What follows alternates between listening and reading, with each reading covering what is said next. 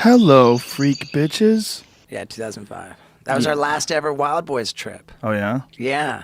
And we brought Knoxville with us. In Knoxville, we had some like Russian army kind of dudes, and Knoxville was like, shoot me with the 9mm gun with the rubber bullet while the dog bites me. What?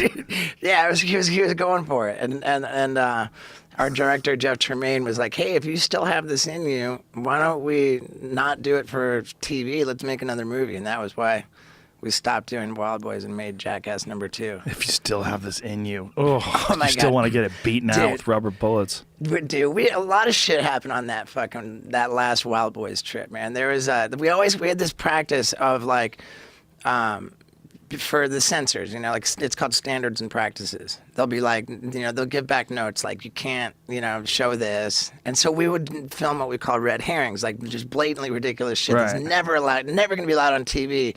But then we'll be like, okay, well, we'll cut this out. And so then we'll be able to keep some other shit. Right. So we would always go out of our way to film this fucked up stuff. And in Russia, we, me and one of the guys from the crew, put on these animal suits. What was it at the time? It wasn't panda bears. It was polar bears, with a big fucking like mascot head. And we fucking hired 2 hookers and had full on fucking hookers came in, like full porno. We filmed full fucking porno, and we included that in the episode, And the notes came back from standards and practices like, please, like, that you have to take out the Cocksucking? the polar bear getting his dick sucked, like the whole thing, and yeah, and there was a little bit of fucking hooker action in that one, and I'm not necessarily that stoked about it, but there was we went to like a whorehouse, brought this hooker back to the hotel, right? Did like a whole thing, and then and I don't think I ever could even have sex with a hooker without like snuggling after. I want to like snuggle and something, I'm like, oh, no, just stay with me. I want to like Right. cuddle and stuff.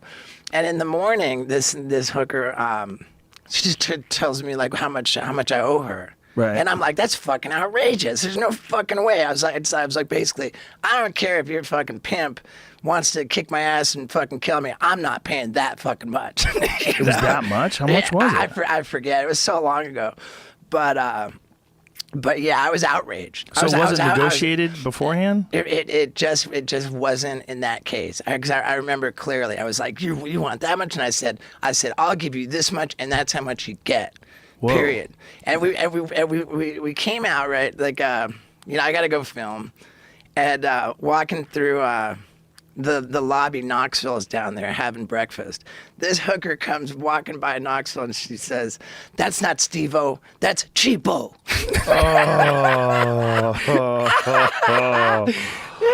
Oh. I mean, I was never even that much into like hookers, but in looking back on it, I guess I really fucking kind of had sex with a bunch of hookers because I had this girlfriend, and like I work like a program of recovery. I got to be honest and shit. And I had this girlfriend. She was an English chick, and she says, "Have you ever had sex with a prostitute?" And I'm like, "Oh fuck," And I tell her. I never did until I was in England one time, and we did this gumball rally where you race cars with all the rich guys, and they're getting hookers, and they got me one, and I brought her to the hotel, told her the whole story about how I was like, "Can you give me a massage?" And she's giving me a back rub, and this hooker says, "This is one expensive back rub." And I felt like she was making fun of me.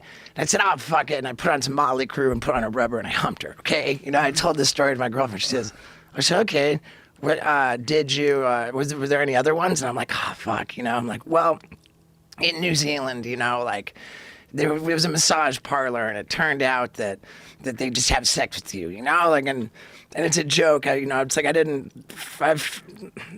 I felt like I was having sex with a prostitute, but she was a masseuse. like, she said, "There's another one." And I'm like, "Well, there's a time in Indonesia." Oh no! So it just kept rolling off. Yeah, and the thing was that at that exact time she arranged this trip to go to Cornwall. It's this little surf town in England, because I like collect pictures with of like different countries where, and I call it my surf passport. And I'm like, I want to get a surfing photo so I can include England. She says, "I don't know why you're making a surf passport. You should have a fucking hooker passport."